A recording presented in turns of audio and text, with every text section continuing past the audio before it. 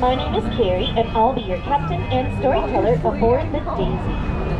For your safety, please remain seated, keeping hands, arms, feet, and legs inside the boat throughout the voyage. And parents, please supervise your children. Make sure you stay seated, little buddy. Yeah, Mom. Hey, have a seat. Children, don't forget to supervise your parents too. You never know what may happen out there.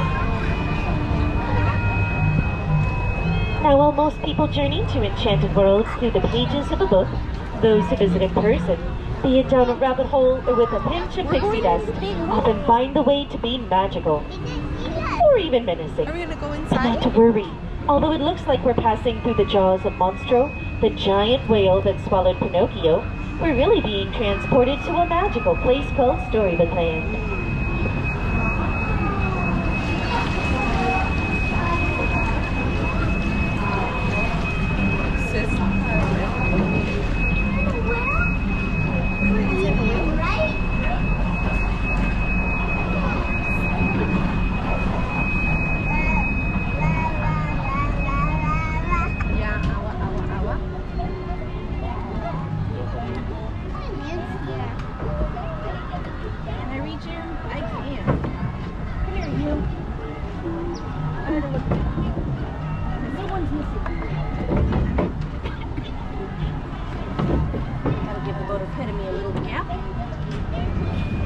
Alright, to start with, we have the cave of the Big Bad Wolf on our left.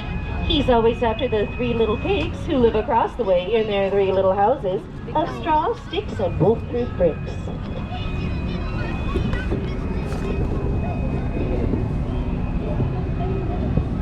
Then our story takes a strange turn, for just around the corner is the quaint English village that's home to Alice. One golden afternoon, she followed a white rabbit down the rabbit hole into Wonderland, where everything became curiouser and curiouser. Storybookland is full of fantastic places, like London Park on our right, over which Wendy, John, and Michael Darling first flew with Peter Pan and Tinkerbell on their way to Neverland, where you never ever have to grow up. And places like Agrabah, city of mystery and enchantment, where a street rat named Aladdin bumped into Princess Jasmine in the marketplace and stole her heart. And though they were from two different worlds, with the power of love and the help of a genie, they now live happily married in the Sultan's palace atop the hill.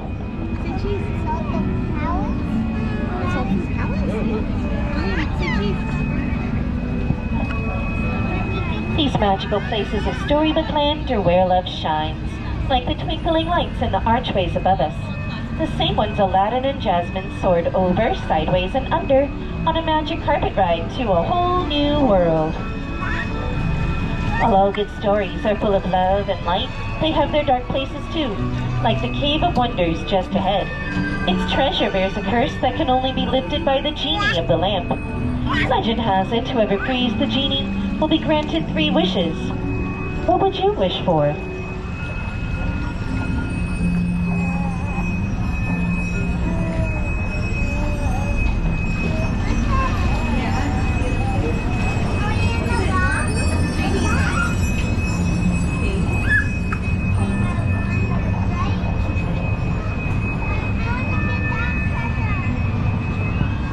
Snow White wished for a safe place to hide from the evil queen and came upon the cozy forest cottage on our right.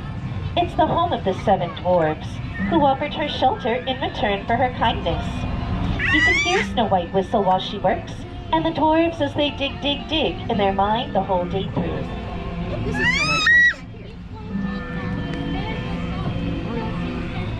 Now, if we turn the page all the way to the left, we'll find the stately chateau where Cinderella wished to go to the ball. With a bibbidi-bobbidi-boo, her fairy godmother granted that wish. But at the stroke of midnight, her coach turned back into a pumpkin, and it's still up there on that bridge. All magic has its limits. Thankfully, love does not, and Cinderella now lives with her Prince Charming in the castle high above.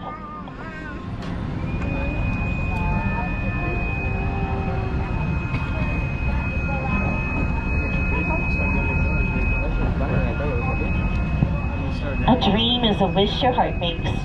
Some dream of happily ever after, while others dream of drifting off to sleep on hills of quilted flowers, like the ones on our left, inspired by the 1933 silly symphony cartoon, Lullaby Land. That's the magic of a bedtime story. Magic is everywhere in Storybook Land, even in the plants and trees, which are kept small through the enchantment of Tinkerbell. Much like the Lost Boys of Neverland, they'll never grow up.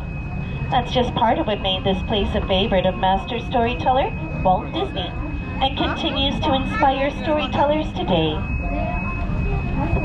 With classic tales like The Wind in the Willows. Up ahead is Toad Hall, ancestral home of J. Thaddeus Toad, Esquire. While Mr. Toad's neighbors, Rat and Mole, are at home having tea, he's off on a wild ride, merrily on his way to nowhere in particular. And stories of magic like that of Arendelle beneath the frozen mountains. High above the fjord is the Ice Palace where Queen Elsa fled for fear of hurting someone. But her sister, Princess Anna, refused to let her go, and that act of true love saved them both. In the Alpine village ahead, the woodcarver Geppetto wished upon a star for his puppet to become a real boy. And after Pinocchio saved him from Monstro, the Blue Fairy granted that wish.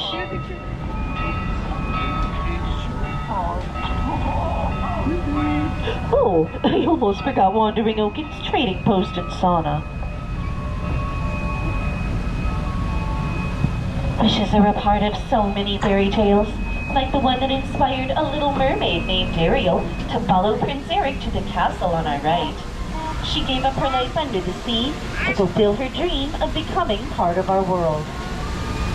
Ariel had to leave behind her underwater home of Atlantica on our left, fooled by her father King Triton, who was against it at first. But in the end, like in all of its stories, he saw to it his daughter received her happily ever after. And that happy ending is the final piece of our storybook magic. So as we return to the dock, please keep your hands, arms, and fingers inside the boat. It's been a pleasure having you on board, and on behalf of the story